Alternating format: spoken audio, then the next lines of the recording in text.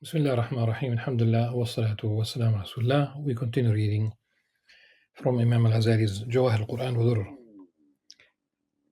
the Jews of the Quran and spares. We have reached verse 129 of Surah An-Nisa, chapter on woman. And it is about woman, it's about marriage. In fact, it's about polygamy. Polygamy.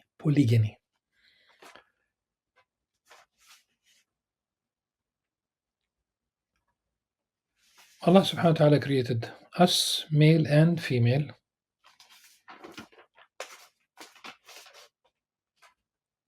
We cannot change our chromosomes. We cannot change the XY, we cannot change the XX. All these claims about being non-binary, gender fluid, and this all nonsense. That's not possible. You are either you have XX chromosomes or XY. There's no doubt about it. We have Adam and Eve, not Adam and Adam, not Eve and Eve. Allah subhanahu wa ta'ala wanted us to get married. This is the legitimate way, this is the natural way, this is the healthy way, male and female, with conditions. The conditions you talk about free will, you talk about knowledge of the family, you talk about publicizing the marriage, you talk about giving dowry to the woman, you talk about witnesses. It cannot be an illicit business. And the biblical narrative, of course, talks about many prophets who had more than one wife. Jacob, for example, peace be upon him, had two wives. It goes without saying that Joseph and Benjamin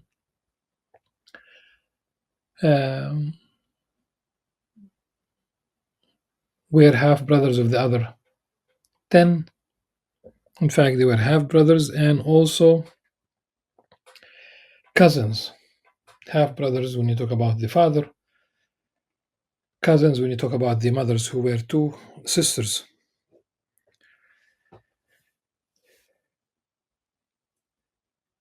Before Islam, there were no limits on the number of wives. Islam restricted the number.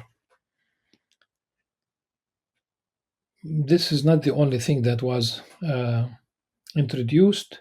Women immediately became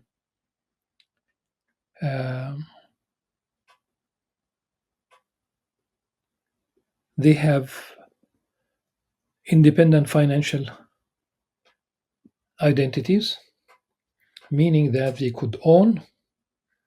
The Arabs in the Islamic period, in the Jahiliyyah, in the days of ignorance, they would not give children or girls inheritance. In fact, pretty much the women were owned, something that continued in Europe and even in the United States until probably early 20th century. They inherit, and inheritance is I did explain this and when we dealt with earlier verses of Surah An-Nisa. But the idea here is about women and their rights within marriage. The issue here is literally about polygamy, but to pave the way, let's read now we are about to read 129, and we will go back to the beginning of the surah. 129. أعوذ بالله السميع العليم من الشيطان الرجيم بسم الله الرحمن الرحيم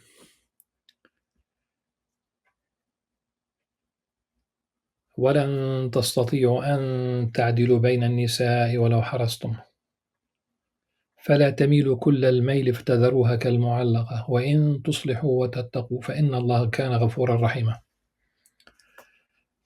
You will never be able to maintain emotional justice between your wives, no matter how keen you are. So do not totally incline towards one, leaving the other in surprise in suspense. And if you do what is right and are mindful, of course, of Allah subhanahu wa ta'ala, surely Allah is all forgiving, most merciful.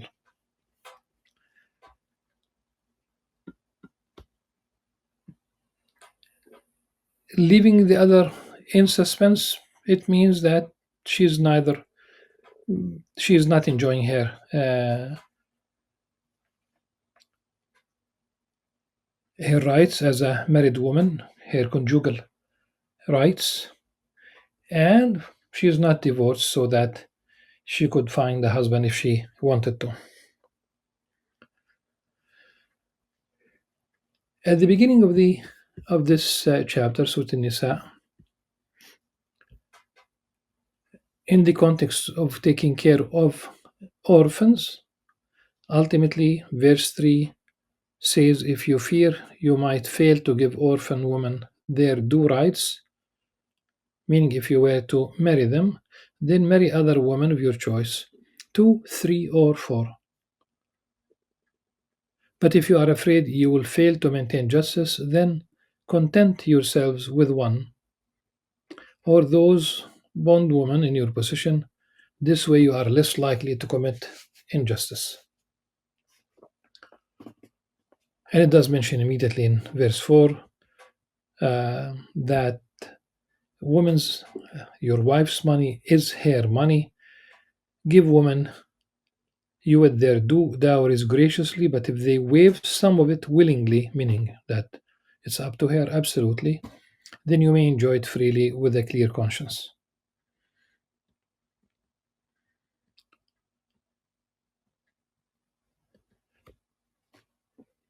So if you are afraid you will fail to maintain justice, then content yourselves with one. فإن خفتم ألا تعدلوا فواحدة أو ما ملكت أيمانكم. But in terms of marriage, one. Does it prohibit? First of all, obviously the verse limits the number of wives. One might say it has to be one, monogamous, that it is illegal to have another wife. Many states, practically all states now in the West, for example, prohibit taking a second wife, but they do not prohibit having multi partners. Like obviously, there's one male in the quote unquote family, and there will be many women there. But legally, he is married only to one.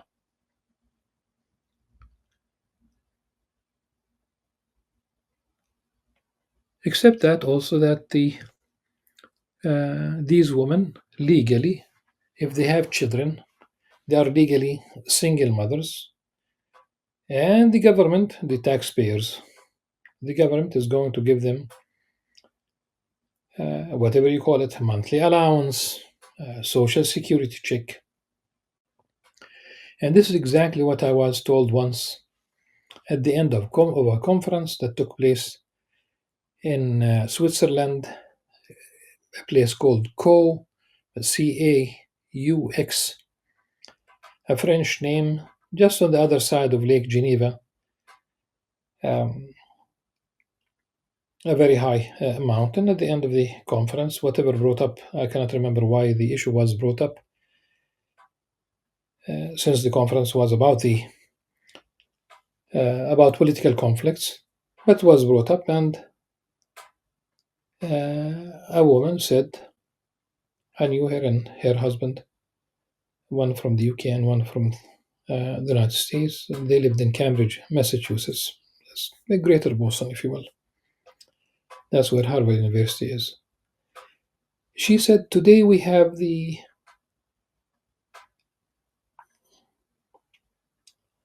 Social Security. Like she could get a check. There's no need for taking care of women who are widows, for example, or typically a young man will not take a widow with children. Typically, the Prophet ﷺ, he did. His first wife, Khadija, radiallahu anha, was a widow with children. She was older than him, many years. He was in the prime of his youth, and he could have married a younger woman. So the first wife of the Prophet ﷺ, and he did not get married to another woman while she was still living until she passed away. Radiallahu anha. Here we have now the migration to Medina. And guess what? After a while, the Prophet ﷺ married Lady Sauda, uh, an elderly African woman. Elderly, literally an elderly African woman. So this aspect of taking care of women was part of the picture and should remain part of the picture. It does not limit polygamy to such women, but it is part of the picture because the social security check does not provide uh,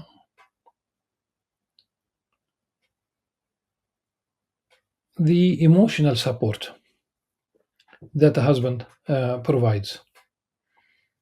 Mind you, talk about conjugal rights. It's a long story. There's a stress here on justice, but also it says that when we go to verse 129 again, وَلَن تَسْتَطِيعُوا أَن تَعْدِلُوا بَيْنَ النِّسَاءِ وَلَوْ حَرَصْتُمْ. You will never be able to maintain emotional justice. Emotional is introduced in parentheses. Maintain justice between your wives. If it's the material, no matter how keen you are, if it's the material aspect, yes, you can and you should. You will simply, you'll give each lady uh, the same monthly allowance, if you will. Oh, an Australian lady,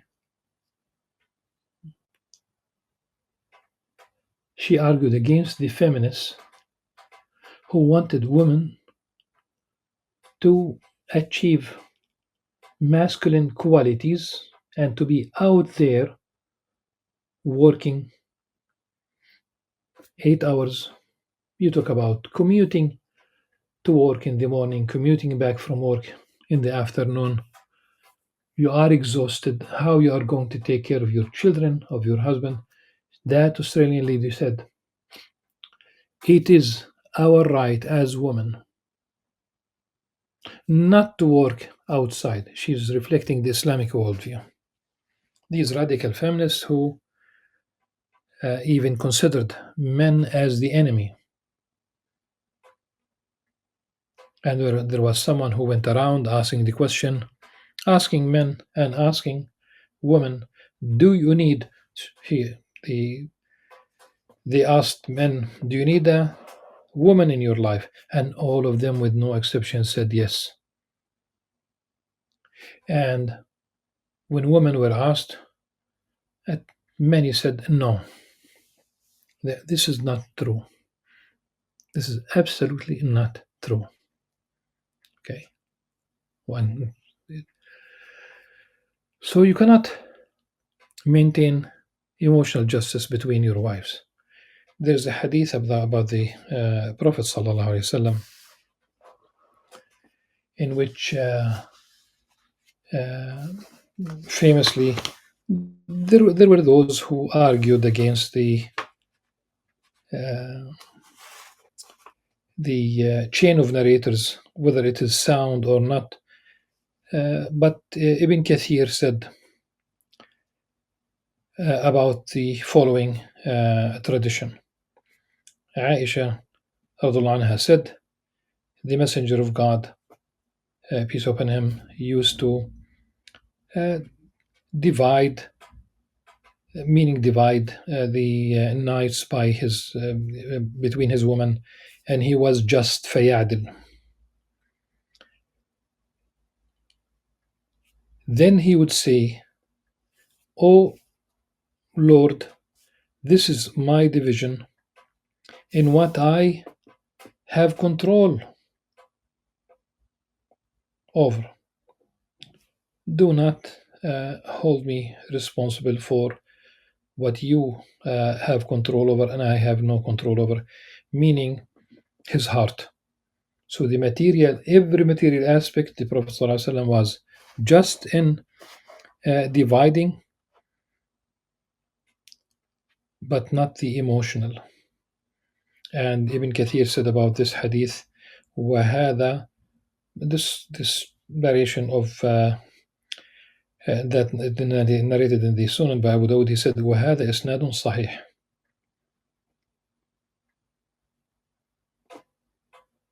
هذا إسناد صحيح والله سبحانه وتعالى أعلى وأعلم. So why people reach this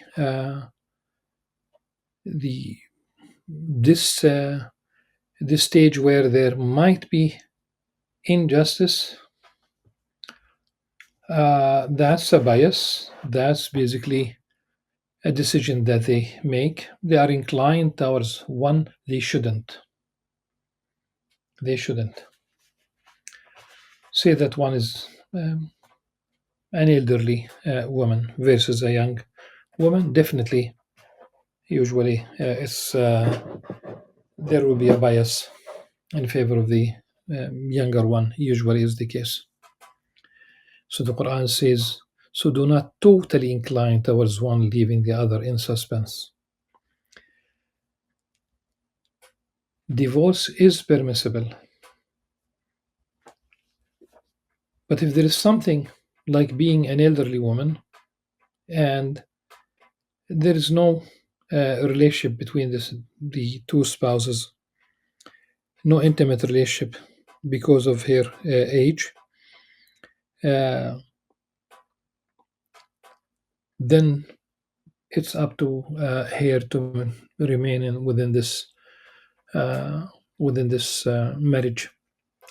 Women could initiate divorce in Islam, and this is now 1400 years old.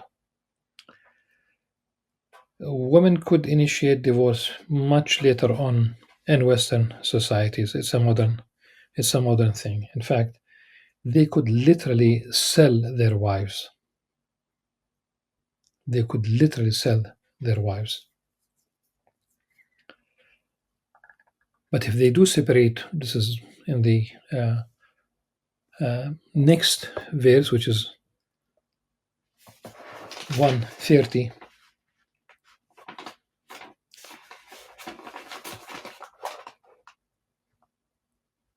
Which is not included in Imam Ghazali's selection. If they do separate, then Allah subhanahu wa ta'ala will provide for both. But if they choose to separate, Allah will enrich both of them from His bounties. And Allah is ever bountiful, all wise. The Prophet ﷺ was very keen about all rights, including conjugal rights, talking about women in this case too.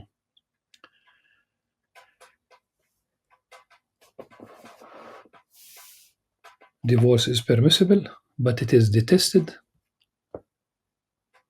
أبغض الحلال لله الطلاق. The most detested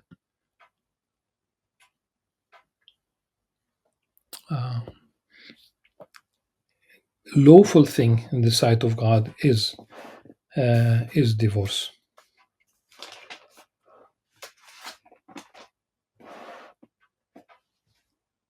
One should not forget um,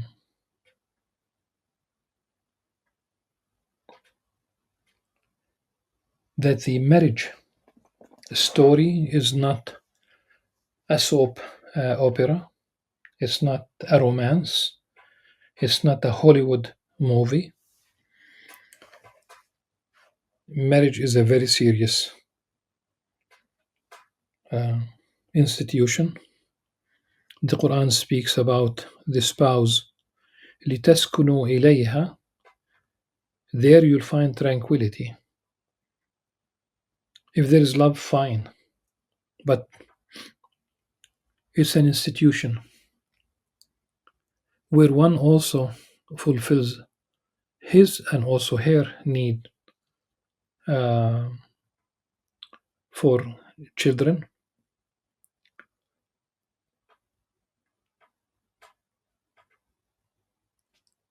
And the very high rate of divorce now in many Arab and Muslim countries is catching up with many Western countries. As a kid, I was surprised when I read about two things in Sweden at the time, and for many years, a high rate of divorce and also high rate of suicide.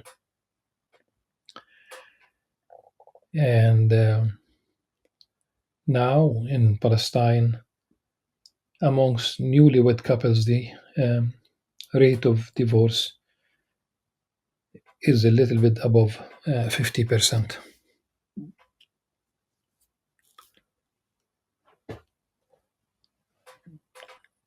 The marriage is now about what I get from this marriage. It's almost like a transaction. It's not about building um, a Muslim family. It's not about values.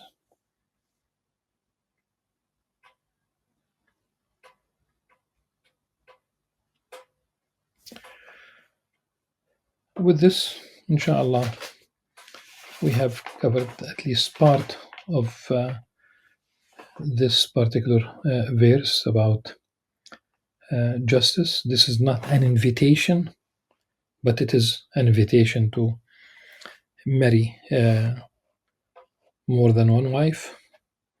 But if there is a need, and this is a long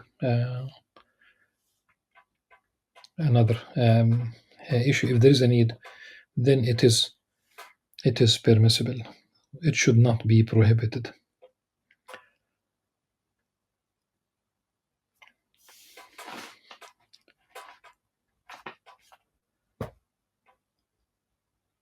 Until the next session, inshallah, we will be dealing with verses 146 to 149. Until then, سبحانك اللهم وبحمدك أشهد أن لا إله إلا أنت أستغفرك وأتوب إليك. السلام عليكم ورحمة الله وبركاته.